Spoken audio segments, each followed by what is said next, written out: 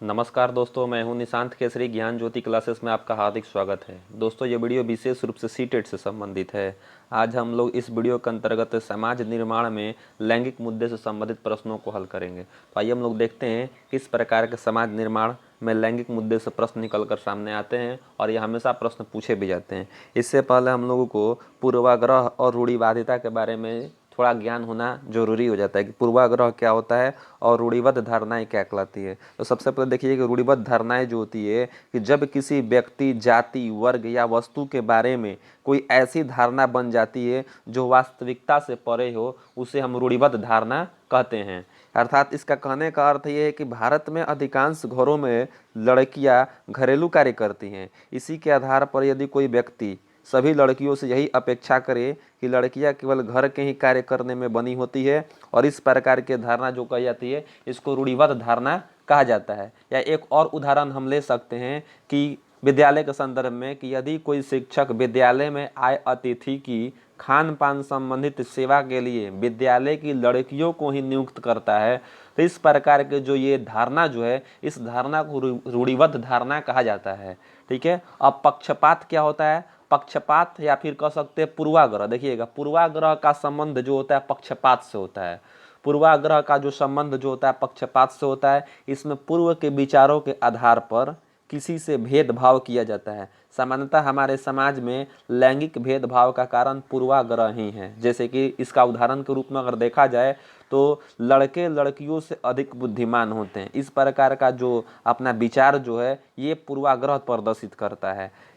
यह लैंगिक पूर्वाग्रह का उदाहरण है। ठीक है। या फिर कह सकते हैं ऐसे भी कि लैंगिक पूर्वाग्रह के कारण ही समाज में यह मान्यता प्रचलित है कि लड़के ही वृद्धावस्था में माँ बाप का सहारा होते हैं। ये जितने सारे कह सकते हैं जो विचार जो है, ये पूर्वाग्रह पर आधारित विचारधारा हो जाती है। ठीक है। या फिर एक और भी होता है कि विद्यालय के गायन एवं नृत्य प्रतियोगिता के लिए विद्यार्थियों को तैयार करते समय सिर्फ लड़कियों को ही वरीयता देना, ये भी आपका लैंगिक पूर्वाग्रह का उदाहरण होता है। तो इस प्रकार से देखिए कई प्रकार के प्रश्न पूछे जाते हैं। आइए हम लोग देखते हैं किस प्रकार से प्रश्न पूछे गए थे। समाज निर्माण में लैंगिक मुद्दे विगत वर्षों में पूछे गए प्रश्न थे। देखिएगा किस प्रकार का यह प्रश्न है। प्रश्न संख्या 1 देखेंगे। यदि एक शिक्षक, ठीक है, यदि एक शिक्षक यह विचार कर यदि एक शिक्षक का यह विचार है कि लड़कियों को भिन्न प्रकार की शिक्षा देने की आवश्यकता है जो बेहतर पत्नी और माँ बनने में उनकी मदद कर सके, इस प्रकार का विचार क्या है? यहाँ पे देखिएगा क्या लिखा हुआ है कि लड़कियों के, देखिएगा, लड़कियों के भिन्नता के आधार पर आवश्यकता है कि उसे बेहतर पत्नी और माँ बनने में उसकी मदद कर, ऐसी शिक्षा देनी चाहिए। ऐसा ऐसा बात कहा जा रहा है, विचार है शिक्षक महोदय का। तो ऑप्शन के अनुसार बताना है क्या हो जाएगा यहाँ पे। ऑप्शन ए है कि लड़कियों के प्रति सामाजिक अभिवृत्ति को चुनौती देता है।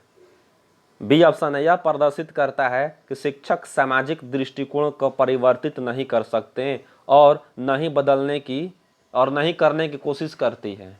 लड़कियों के लिए लाभकारी है और समाज द्वारा दी गई सुविधाओं को बेहतर तरीके से निष्पादित करने में उनकी मदद करेगा।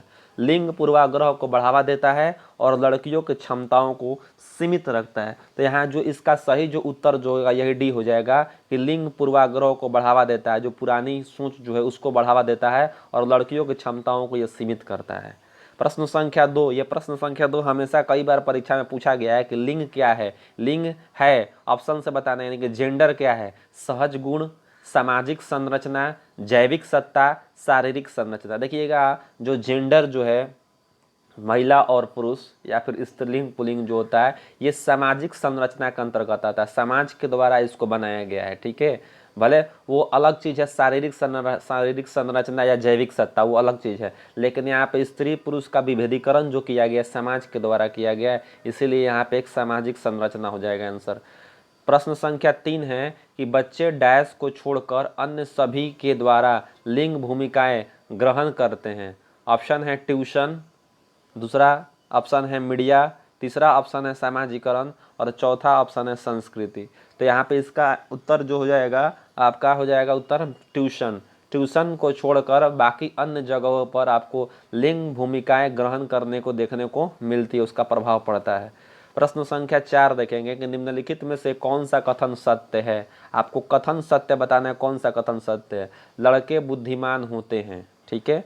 बी ऑप्शन है कि लड़कियां अधिक बुद्धिमान होती है। सी ऑप्शन है बुद्धि का लिंग के साथ संबंध नहीं है। और डी ऑप्शन है कि सामान्यतः लड़के लड़कियों से अधिक बुद्धिमान होते हैं। लड़के अधिक बुद्धिमान होते हैं ऐसा नहीं कहा जा सकता है। लड़कियां अधिक बुद्धिमान होती है ऐसा भी नहीं कहा जा सकता है। बुद्धि का लिंग के साथ संबंध नहीं है। और डी ऑप्शन है सामान्यतः लड़के लड़कियों से अधिक बुद्धिमान, ये भी गलत है। इसका आंसर जो हो जाएगा सी हो जाएगा, यानी कि बुद्धि पर लिंग का कोई प्रभाव नहीं पड़ता। ऐसा नहीं कह सकते कि लड़कियों में बुद्धि ज़्यादा होती है लड़कों में कम, या लड़कों में बुद्धि ज़्यादा होती है लड़कियों में कम। ये कह सकते हैं आपका बुद्धि पर लिंग का कोई संबंध नहीं होता है। स्त्री, अगला है प्रश्न संख्या 5, स्त्री पुरुष स्त्रियों की अपेक्षा ज़्यादा बुद्धिमान होते हैं, यह कथन क्या हो सकता है। पुरुष स्त्रियों की अपेक्षा ज़्यादा बुद्धिमान होते हैं, यह कथन सही हो सकता है। लैंगिक पूर्वाग्रह को प्रदर्शित करता है। सी ऑप्शन है बुद्धि के भिन्न पक्षों के लिए सही है। और डी ऑप्शन है सही है। तो ये इसका आंसर क्या होगा, सही हो सकता है कि या बी हो सकता है, या सी या डी, कोई भी हो सकता है। देखिए कौन सा होगा। पुरुष स्त्रियों की अपेक्षा ज़्यादा बुद्धिमान होते हैं, ये जो है रूढ़िबद्ध धारणाएं हैं, ठीक है। पूर्वाग्रह यहाँ पर प्रदर्शित किया जा रहा है, तो इसीलिए ये क्या होगा कि पूर्वाग्रह, लैंगिक पूर्वाग्रह को प्रदर्शित करता है। इसका आंसर जो हो जाएगा 5 का बी हो जाएगा। प्रश्न संख्या 6 की तरफ हम लोग बढ़ते हैं। प्रश्न संख्या 6 है कि राज्य स्तर की एकल गायन प्रतियोगिता के लिए विद्यार्थियों को तैयार करते समय एक विद्यालय लड़कियों को वरीयता देता है। देखिए यहाँ पे लड़कियों को वरीयता देता है यहाँ पे, तो यह दर्शाता है लैंगिक पूर्वाग्रह। बी ऑप्शन है वैश्विक प्रवृत्तियाँ। सी ऑप्शन है प्रयोजनात्मक उपागम। और डी ऑप्शन है प्रगतिशील चिंतन। इसका जो सही जो उत्तर जो हो जाएगा यहाँ पे ए हो जाएगा। लैंगिक पूर्वाग्रह को प्रदर्शित करता है कि सिर्फ और सिर्फ लड़कियों को ही वरीयता दी जाती है। इस प्रकार के जो धारणाएं जो होती है ये लैंगिक पूर्वाग्रह से संबंधित है। आगे प्रश्न संख्या 7 देखेंगे कि विद्यालय में लिंग भेदभाव से बचने का सर्वांगीण तरीका क्या हो सकता है, कि लिंग के भेदभाव से हम बच सके, किसी भी प्रकार का लैंगिक पूर्वाग्रह न हो। तो पुरुष एवं महिला शिक्षकों की समान संख्या में भर्ती करना पहला ऑप्शन था। दूसरा है कि विद्यालय में लिंग भेदभाव को दूर करने के लिए नियम बनाना और कड़ाई से उनका पालन करवाना। संगीत प्रतियोगिता के लिए लड़कियों की अपेक्षा अधिक लड़कों का चयन करना। शिक्षक द्वारा उनके लिंग पक्षपातपूर्ण व्यवहार को अधिक संज्ञान लेना। यही हो जाएगा कि शिक्षक को सामान्य रूप से सबके साथ बिना कह सकते हैं पक्षपात किए हुए व्यवहार करना चाहिए। तो इस प्रकार से क्या होगा, इस प्रकार से करने से जो पक्षपातपूर्ण जो है उसको कमी की जा सकती है। प्रश्न संख्या अब हम लोग देखेंगे 8। प्रश्न संख्या 8 है कि पूर्वाग्रही किशोर या फिर किशोरी अपनी डैश के प्रति कठोर होंगे। जो मान लीजिए कि पूर्वाग्रह से ग्रसित हैं या फिर पुरातन परंपरागत चिंतन स्थापित किए हुए हैं, तो उसमें किशोर या किशोरी अपने डैश के प्रति कठोर होंगे। क्या करने में, समस्या, जीवन शैली। सी ऑप्शन है संप्रत्यय। और डी और वास्तविकता। इसका आंसर हो जाएगा ए, अपने समस्याओं को समाधान करने में काफ़ी कठोर होंगे, ठीक है। प्रश्न संख्या 9 देखेंगे। कक्षा में जेंडर रूढ़िवादिता से बचने के लिए एक शिक्षक को, ठीक है, कक्षा में जेंडर रूढ़िवादिता से बचने के लिए एक शिक्षक को डैश मैंने क्या करना चाहिए रूढ़िवादिता से बचने के लिए, ठीक है। ऑप्शन ए कि लड़कों को जोखिम उठाने और निर्भीक बनाने के लिए प्रोत्साहित करना। लड़के लड़कियों को एक साथ गैर पारंपरिक भूमिकाओं में रखना। अच्छी लड़की अच्छा लड़का कहकर शिक्षार्थियों के कार्य की सराहना करना। कुश्ती में भाग लेने के लिए लड़कियों को निरुत्साहित करना। यहाँ पे देखिए प्रश्न है कि जेंडर रूढ़िवादिता से बचने का तरीका क्या है, क्या ऐसा कार्य आप कीजिएगा जिससे कि जेंडर रूढ़िवादिता में कमी लाई जा सके। आपका बी यहाँ पे जो है कि लड़के और लड़कियों को एक साथ गैर पारंपरिक भूमिकाओं में, यानी कि जो शुरू से चली आ रही अवधारणा है उससे हटकर, ठीक है, उससे हटकर ऐसा पहले होता था कि लड़कियों का ये कार्य अलग है लड़कों का कार्य ये है, तो उससे हटकर गैर पारंपरिक भूमिकाओं में करना चाहिए। इसका आंसर हो जाएगा बी। प्रश्न संख्या 10 है कि पुरुष स्त्रियों की अपेक्षा ज़्यादा बुद्धिमान होता है। ऐसा होता है क्या कि जो पुरुष जो होते हैं स्त्रियों से अपेक्षा ज़्यादा बुद्धिमान होते हैं? यह कथन सही हो सकता है, लैंगिक पूर्वाग्रह को प्रदर्शित करता है, बुद्धि के भिन्न पक्षों के लिए सही है, और चौथा ऑप्शन सही है। ये आपका बी हो जाएगा आंसर कि लैंगिक पूर्वाग्रह को प्रदर्शित करता है। ठीक है। प्रश्न संख्या 11 है कि एक अच्छी पाठ्य पुस्तक डैश से बचाती है। एक अच्छी पाठ्य पुस्तक जो होती है उसमें किस चीज़ की कह सकते हैं ये नहीं होता है? लैंगिक समानता है तब तो ठीक है। उसके बाद सामाजिक उत्तरदायित्व, लैंगिक पूर्वाग्रह, लैंगिक संवेदनशीलता। इसका आंसर हो जाएगा लैंगिक पूर्वाग्रह। लैंगिक पूर्वाग्रह से बचाता है, उसमें किसी भी प्रकार का कह सकते हैं कि पक्षपात नहीं किया जाता है। प्रश्न संख्या 12 देखेंगे।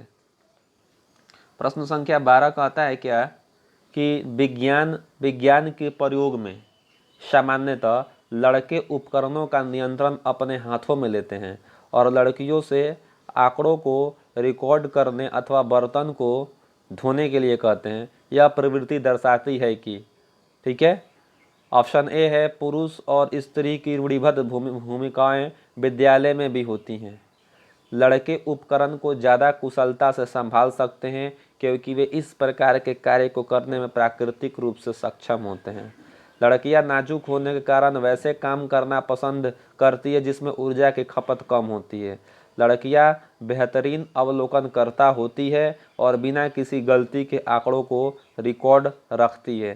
तो ये क्या दर्शा रहा है आपको बताना है, किस प्रकार की ये प्रवृत्ति यहाँ पर देखने को मिल रही है विद्यालय में। तो ये आपका हो जाएगा या आप ए आंसर कि पुरुष और स्त्री की रूढ़िबद्ध धारणाएं भूमिका जो है विद्यालय में भी देखने को मिल रहा है। ये पुरातन सोच हो जाएगा।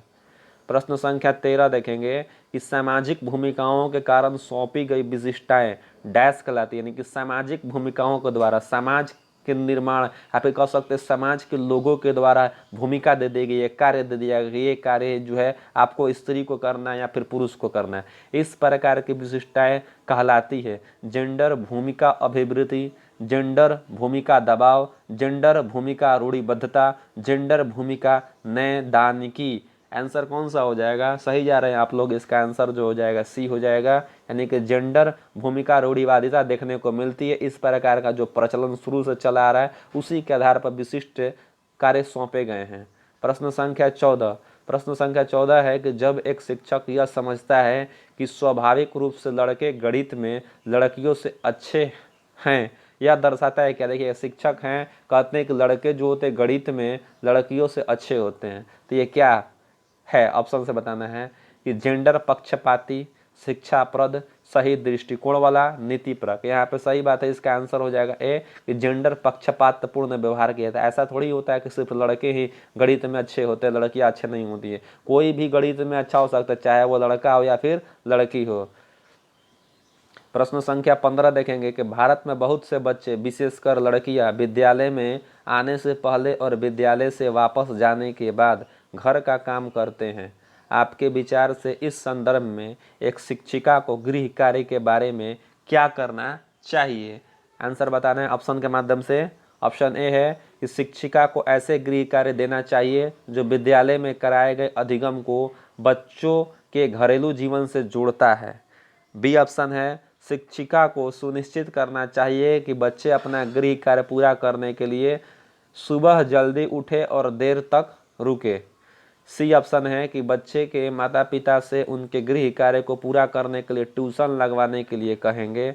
और डी ऑप्शन है कि उसे उन बच्चों को कठोर दंड देना चाहिए जो अपना गृह कार्य पूरा नहीं करता है। निगेटिव पॉइंट्स कट गया।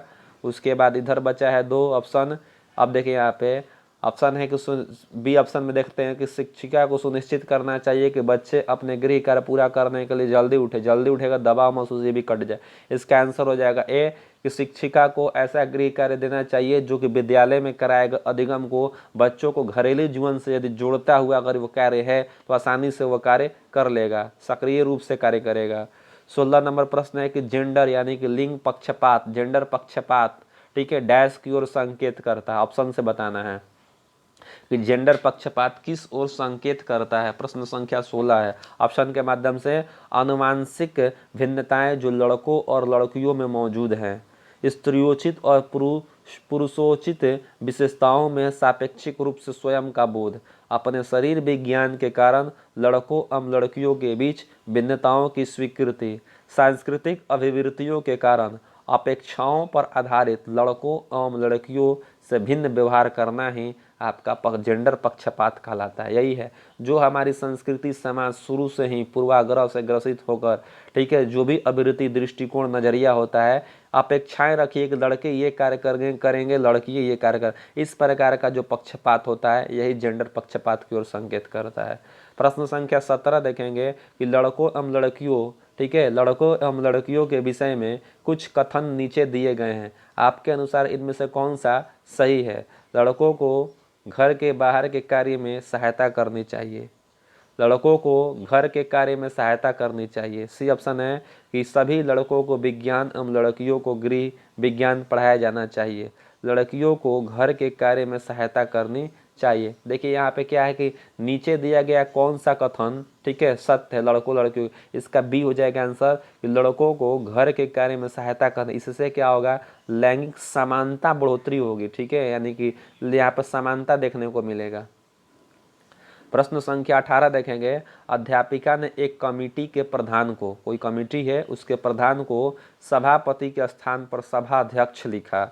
यह संकेत करता है कि अध्यापिका एक अधिक उपयुक्त पारिभाषिक शब्द का पालन करती है, भाषा पर अच्छा अधिकार रखती है, एक लिंग मुक्त भाषा का प्रयोग कर रही है, लिंग पूर्वाग्रह से ग्रस्त है। इसका आंसर कौन सा हो जाएगा? ये इसी हो जाएगा, एक लिंग मुक्त भाषा का प्रयोग कर। इससे यहाँ पे अब क्या देखिएगा, सभापति कहने से यहाँ पे पुरुष का बोध हो रहा है, लेकिन सभा अध्यक्ष का प्रयोग करने से ये नहीं पता चल रहा है कि स्त्री है कि पुरुष है, ठीक है, इसलिए यहाँ पे सभा अध्यक्ष का प्रयोग किया जा रहा है। तो लिंग मुक्त भाषा ये हो जाएगा, ठीक है, किसी का पक्ष ये नहीं लेगा यह शब्द। प्रश्न संख्या 19 है कि अनुसंधान से पता चला है कि विद्यालयों में अनेक स्तरों पर विभेदीकरण पाया जाता है। अलग विभेदीकरण का मतलब वर्गीकरण किया गया है। उच्च प्राथमिक स्तर पर इनमें से कौन सा विभेदीकरण का एक उदाहरण नहीं है? ठीक है, बहुत से अध्यापक पढ़ाने के लिए केवल व्याख्यान विधि का प्रयोग करते हैं। ठीक है, बी ऑप्शन है, अध्यापकों को निम्न सामाजिक आर्थिक परिवेश में आए बच्चों से कम अपेक्षाएं होती है। सी ऑप्शन है, मध्याह्न भोजन के दौरान दलित बच्चों को अलग बैठाया जाता है। और डी ऑप्शन है कि लड़कियों को गणित तथा विज्ञान विषयों को लेने के लिए प्रोत्साहित नहीं किया जाता है। तो यहाँ पे देखिएगा, ये विभेदीकरण का एक उदाहरण नहीं है, ये पूछा जा रहा है। 3 उसका उदाहरण है, एक उसका उदाहरण नहीं है। देखिए ये उदाहरण नहीं है। प्रश्न संख्या 19 का जो आंसर जो होगा ये हो जाएगा कि बहुत से अध्यापक पढ़ाने के लिए केवल व्याख्यान विधि का प्रयोग, ये जो है विभिन्नता से संबंधित नहीं, ये जो है विभेदीकरण से संबंधित। बाकी में देखिए, बाकी में विभेदीकरण हो रहा है। प्रश्न संख्या हम 20 देखेंगे। प्रश्न संख्या 20 है कि इस स्तर पर, ठीक है, प्रश्न संख्या 20 देखिएगा, इस पर अत्यधिक वाद विवाद होता है कि क्या लड़कों एवं लड़कियों में योग्यताओं का विशिष्ट समूह उनके आनुवंशिक घटकों के कारण होता है।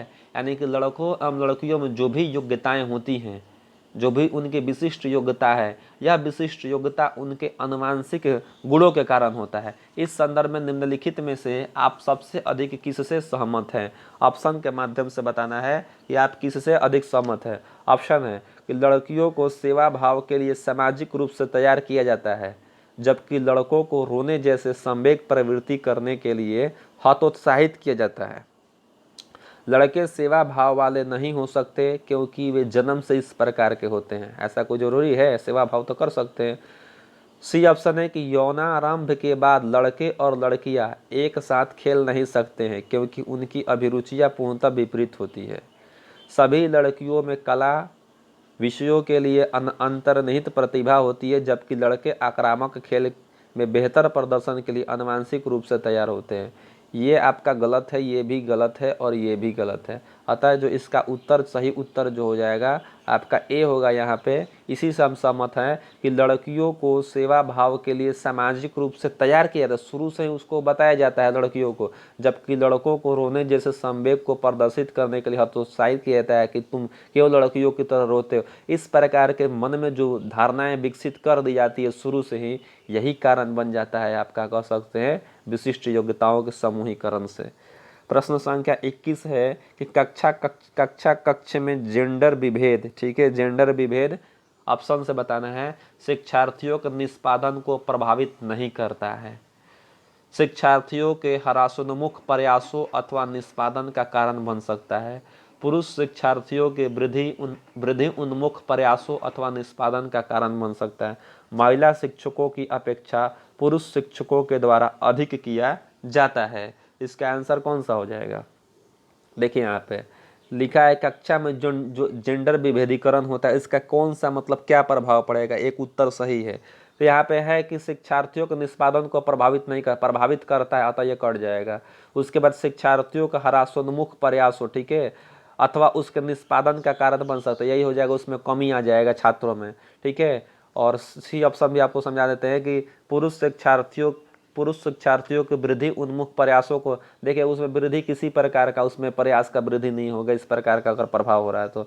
और यहाँ पे है कि महिला शिक्षकों की अपेक्षा पुरुष शिक्षकों को अधिक किया जाता है, ये भी गलत बात है। इसका आंसर जो हो जाएगा ये बी हो जाएगा। प्रश्न 22 देखेंगे, छात्राएं, अब ऑप्शन से बताना है छात्राएं के बारे में कि गणित के सवाल अच्छे से सीखती है लेकिन उन्हें तब कठिनाई आती है जब उनसे उनके तर्क के बारे में पूछा जाता है। बी ऑप्शन है कि अपनी आयु के लड़कों की तरह लड़की, देखिएगा, अपनी आयु के लड़कों की तरह गणित में अच्छी हैं। सी ऑप्शन है कि अपनी आयु के लड़कों की तुलना में स्थानिक अवधारणाओं में कम कुशलता पूर्ण निष्पादन करती है, भाषिक और संगीत संबंधित अधिक क्षमताएं रखती है। तो यहाँ पे बताना है छात्राएं के बारे में, एक ऐसा ऑप्शन देना है जो कि आपका रूढ़िबद्ध धारणाएं से संबंधित नहीं हो।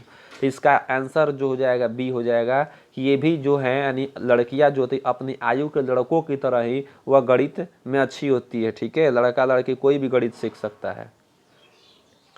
प्रश्न संख्या 23, निम्नलिखित में से कौन सा समाज में लिंग समानता का मानदंड हो सकता है, ठीक है, लिंग समानता का यहाँ पर पूछा जा रहा है, मानदंड हो सकता है, ठीक है। विद्यालय में पुरुषों और महिला शिक्षकों की संख्या में तुलना करना, कक्षा 12 में लड़कों एवं लड़कियों द्वारा, ठीक है, समान संख्या में प्राप्त विशिष्ट योग्यताएं, कक्षा 12 तक पहुंचने वाले लड़कों और लड़कियों की संख्या की तुलना करना, क्या छात्राओं को विद्यालय से बाहर आयोजित प्रतियोगिताओं में भाग लेने की अनुमति दी जाती है, लैंगिक समानता पूछा जा रहा है, यहाँ पे सी हो जाएगा आंसर कि कक्षा 12 तक पहुंचने वाले लड़कों और लड़कियों की संख्या की तुलना, देखेंगे कक्षा 12 तक में जो कितने लड़के आए कितने लड़कियां, इससे पता चल जाएगा कि किस प्रकार का विभेदीकरण हुआ है या नहीं हुआ। तो लैंगिक समानता पूछा जा रहा था, इसका आंसर हो जाएगा सी। प्रश्न संख्या 24 देखिएगा, जब एक शिक्षक यह समझता है कि स्वाभाविक रूप से लड़के गणित में लड़कियों से अच्छे होते हैं, ठीक है, यानी कि लड़के जो होते हैं गणित में लड़कियों की तुलना में अच्छे होते हैं, यह प्रदर्शित करता या दर्शाता है क्या है, जेंडर पक्षपाती, शिक्षाप्रद, सही दृष्टिकोण वाला नीति पर। इसका आंसर हो जाएगा ए, यानी कि जेंडर पक्षपाती की तरफ दर्शाता है।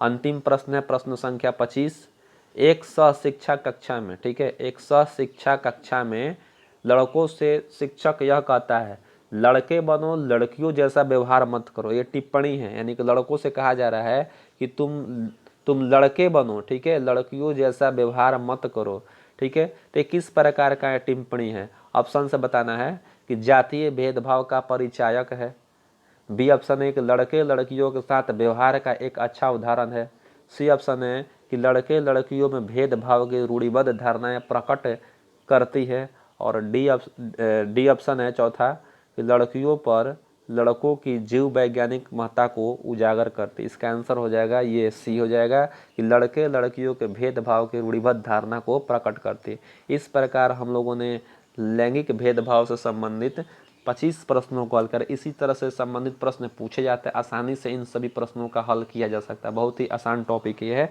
ठीक है। और आज के लिए इतना ही रहेगा, अगले वीडियो में कुछ और तथ्यों का हल करेंगे हम लोग। बहुत बहुत धन्यवाद।